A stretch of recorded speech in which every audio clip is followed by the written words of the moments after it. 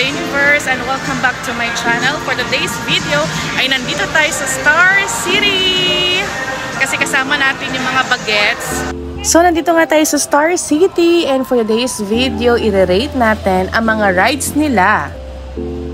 Ang unang rides na sasakyan natin ay ang Wacky Worm.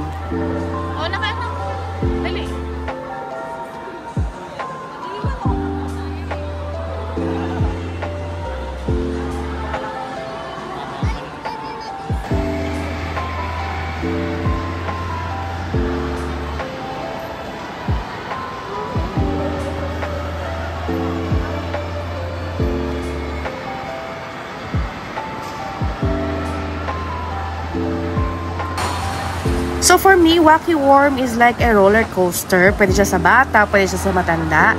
And kung ako tatanungin niyo, pwede ko siyang sakyan ng paulit-ulit kasi hindi naman siya extreme, hindi naman siya nakakahilo. So I'll give this ride 7 out of 10.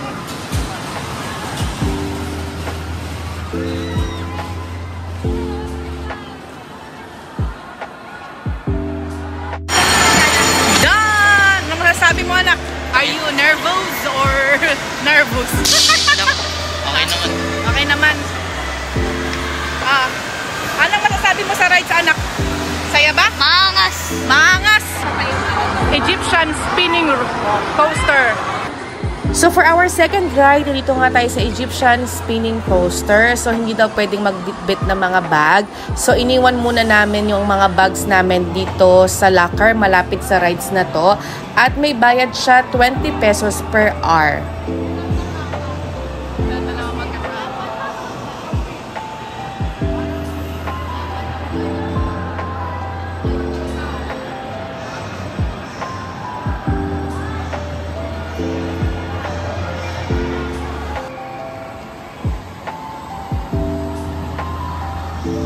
Nung huli akong pumunta sa Star City, wala pa tong Egyptian spinning coaster. So I think this is one of the newest ride here in Star City. It's not just another roller coaster. Ang catch dito, guys, yung sinasakyan ninyo, nag-i-spin siya or umiikot siya. So mas may thrill siya and mas extreme siya kumpara doon sa Wacky Worm na sinakyan natin kanina.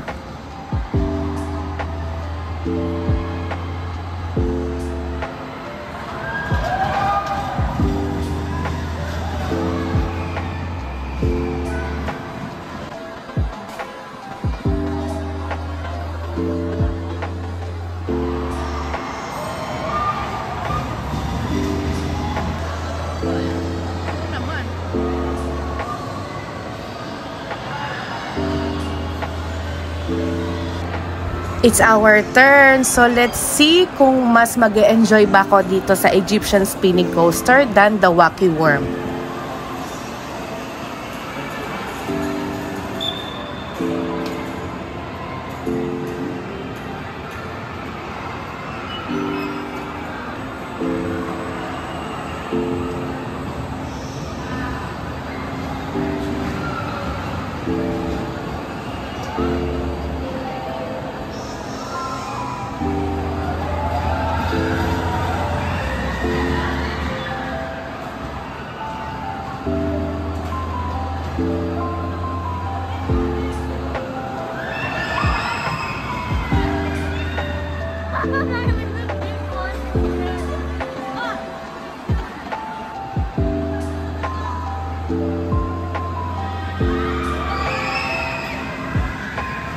Mas nag-enjoy ako sa rides na to compared dun sa Wacky Worm. So masasabi ko pwede rin siya sa bata, pwede rin siya sa matanda, and pwede ko rin siyang sakyan ng paulit-ulit. So I'll give 8 out of 10 for this ride.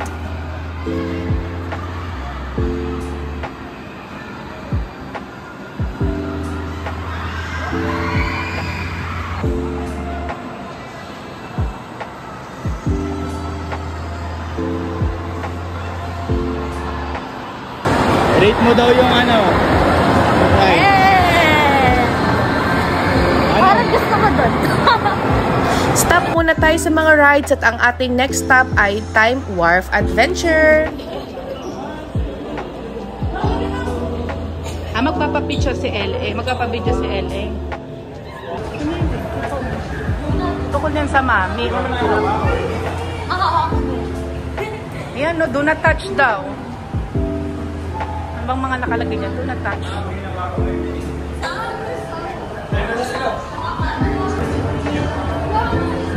Ay, hindi maano, nag-ano siya.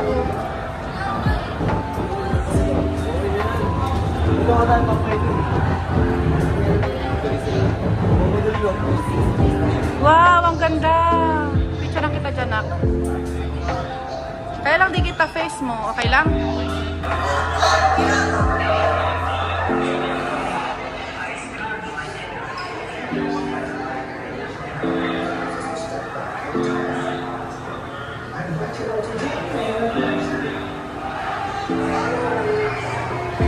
Wow! May mami!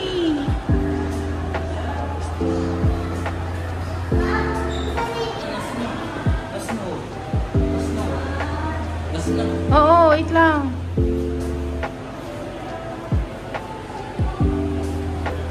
Guys, kung nandito kayo sa Star City, pasukin nyo tong Time Warp Adventure kasi sobrang ganda niya para kayong nagta-time travel kasi nakikita nyo yung history. So who is this? This is Queen Cleopatra. Si Queen Cleopatra, anak. And this is Queen Nefertiti.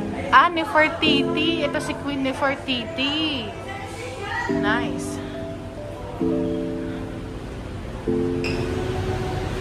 Persian Empire. Greece. Ito Greek. Roman. Walang nakalagay kung sino siya. So, wow. Nice. Wow.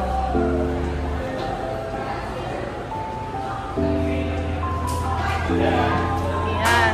Ano ba yan? Mactan? Marami na ba kayo na-picturean?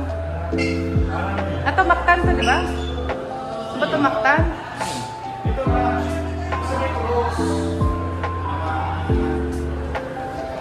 So, para siyang educational attraction dito sa Star City. Nag-e-enjoy ka na sa mga nakikita mo, natututo ka pa.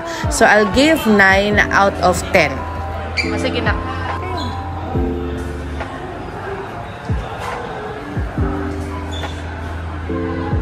Uy, Buddha. Oh, well? Daming gold, oh.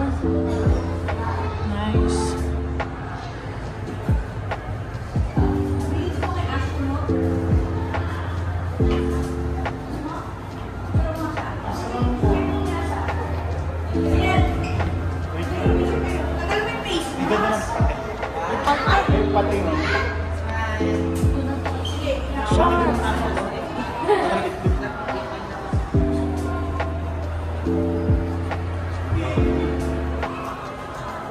Wow, saya.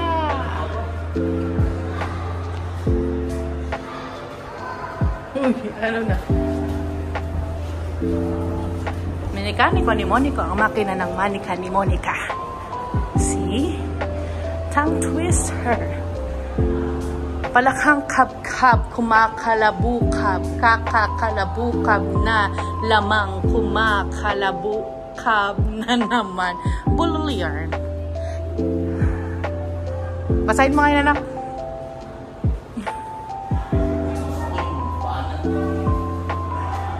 Anong banat?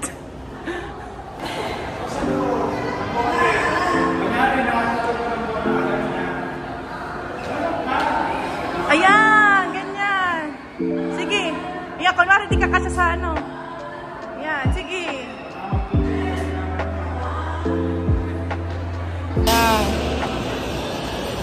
Let's go.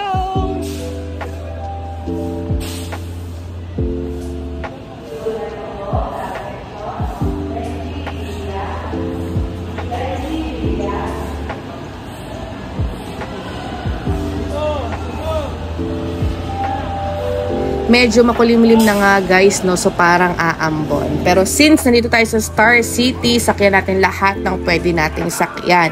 Since naka-Star Pass naman tayo. So ang second ride natin ay Giant Star Wheel.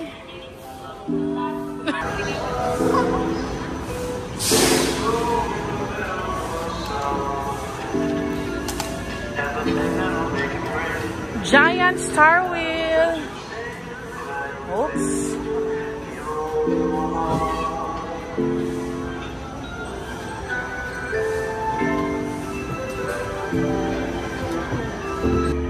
So sabi, Giant Star Wheel is the tallest Ferris wheel dito sa Pilipinas. Meron siyang taas na 60 meters at meron siyang 32 gondolas na pwede magsakay ng 6 person each.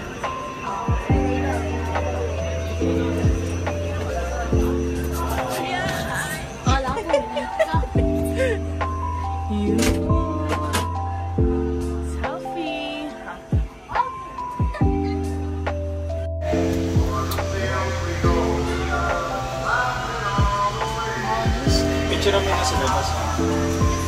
Bundagan. Wala ka naman napipit. Dito ka LA. Ano ba?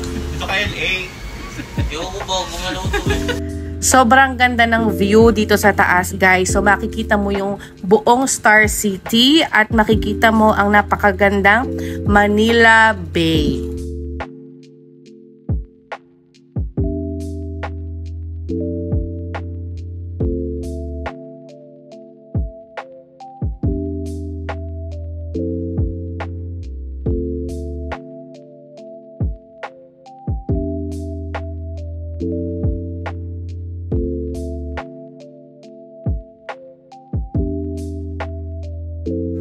Dito naman sa other side guys ay makikita natin ang Roxas Boulevard. Kung hindi ako nagkakamali, ito ang Roxas Boulevard. So the other side is the Manila Bay and this side is the Roxas Boulevard. So sobrang ganda guys.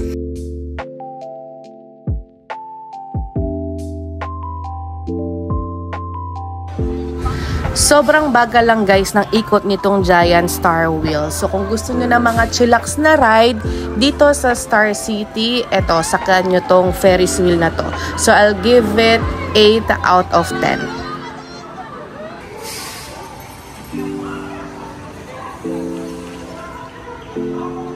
Ayaw mo ba? Balik ka na, bumashake.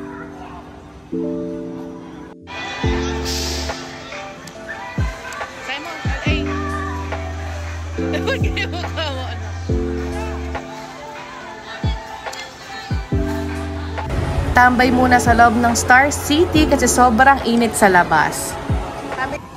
Going for our next ride which is the Tornado Ride.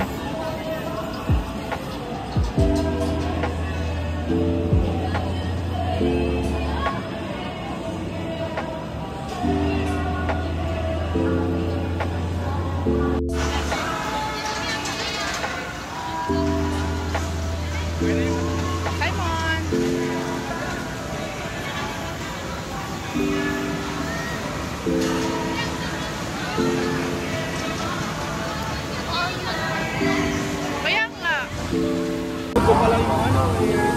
Bawal daw mag-video pag ano na, mag-umaandar na. Emon, ano masasabi mo sa rides? Maganda sa surf dance. Ha? Maganda sa surf dance. Mas wala na makihilo yung isa. Anong masasabi mo sa ano? Sa rides? Ikaw ano masasabi mo sa rides, anak? 0. 0? Ikaw, Ale? Ano, nakakahilo ba? Oo. Nakakahilo ba? Sobra. Babalikan pa. Bigyan content pag hindi ka hindi nakakahilo. Pero nakakahilo kaya 8 na lang. Okay. Ako din guys, sobrang nahilo ko dito sa Tornado Ride. So kung mahilig ka sa mga extreme rides, ayan, pwede ka dito. Pero kung ako, hindi ko na siya babalikan. So I'll give it 5 out of 10.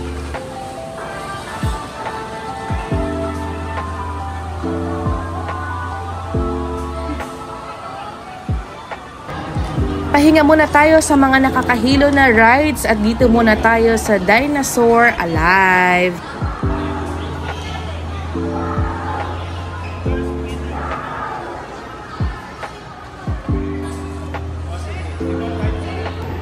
Pa-picture daw muna siya sa dinosaur bago pumasok. Dinosaur alive.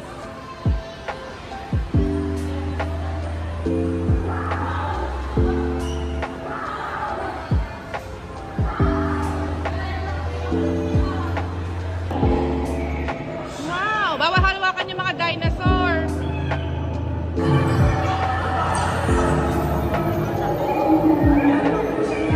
Egg ng dinosaur. Wow.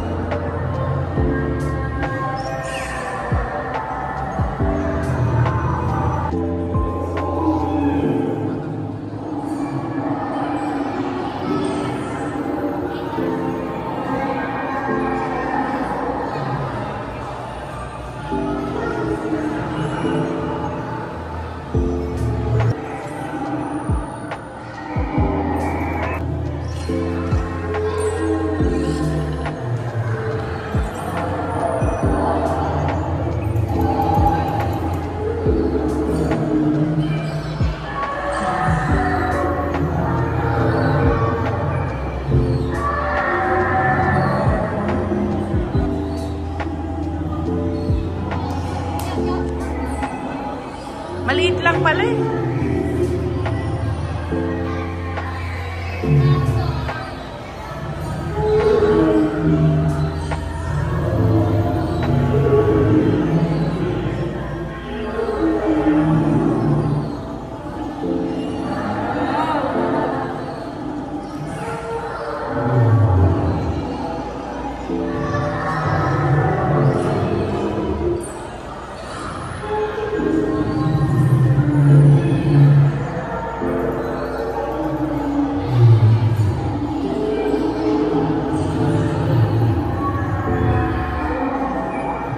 That's it. Maliit lang siya pero maraming mga iba't ibang type ng dinosaur.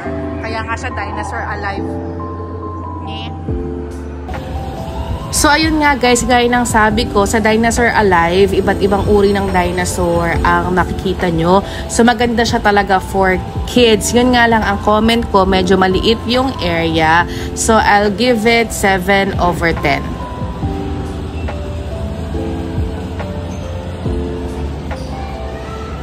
So yung dalawa naming kasama, ayan, pumila sa Scream Avenue 4D Rider. Hindi ko kasi bet yung mga scary and thriller ride. So nagpass muna kami at eto, tambay muna kami dito sa tabi-tabi.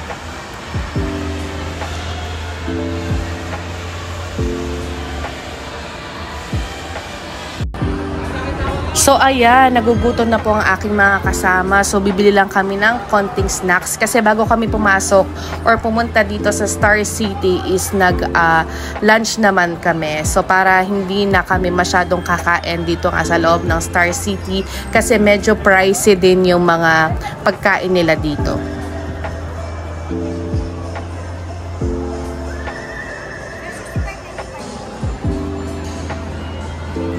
So habang kumakain ng aking mga kasama, explain ko lang guys kung ano ba yung ticket na binook namin. So we booked Star Pass. It cost 699 pesos. So you have access to the park and all rides.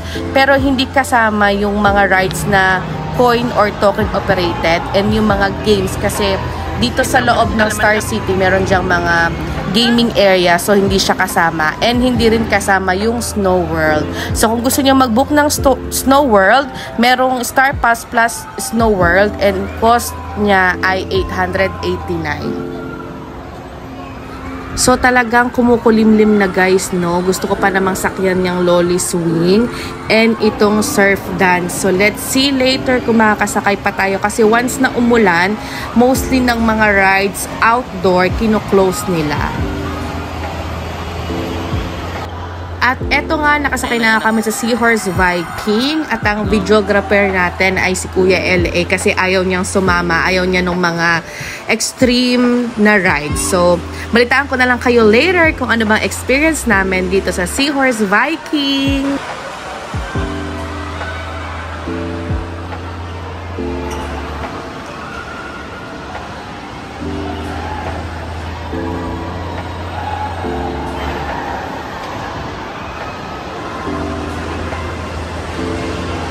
Kasata.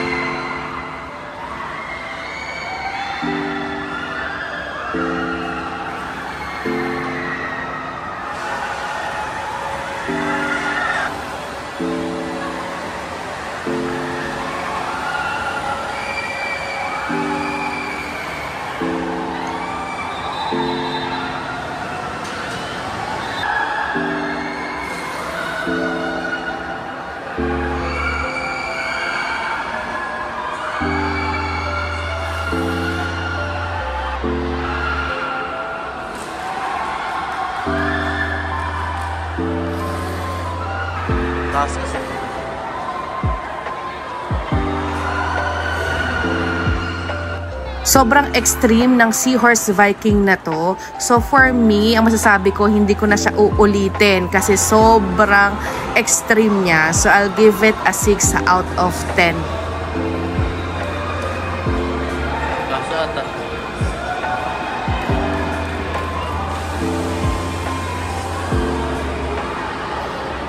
So anak, anong masasabi mo sa Seahorse? Kaya pa? Buhay pa ba? Jungle Splash!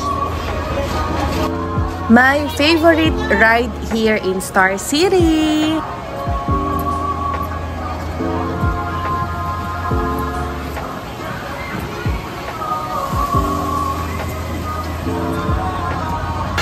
Our last ride for today. Suko na si LA. Ano na, kaya pa ba?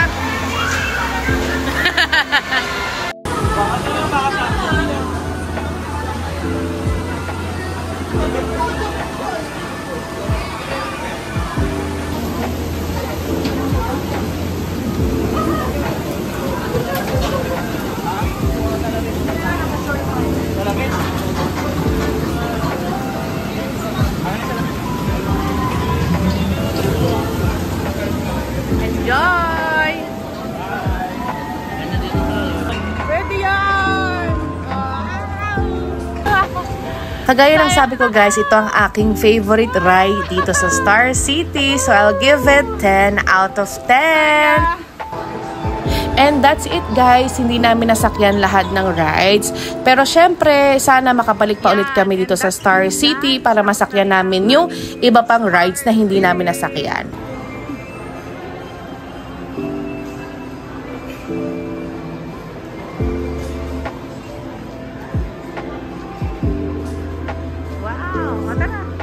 So may nakita pa nga ang bata. So dadaan muna kami dito sa shop na to ng mga action figure ba ang tawag dyan. So check natin kung may magugustuhan yung mga bata. May bibilin pa kayo? Sige, bumili kayo. May dala kayong pera, di ba? Magkano yan? Ano mo magkano? Magkano to?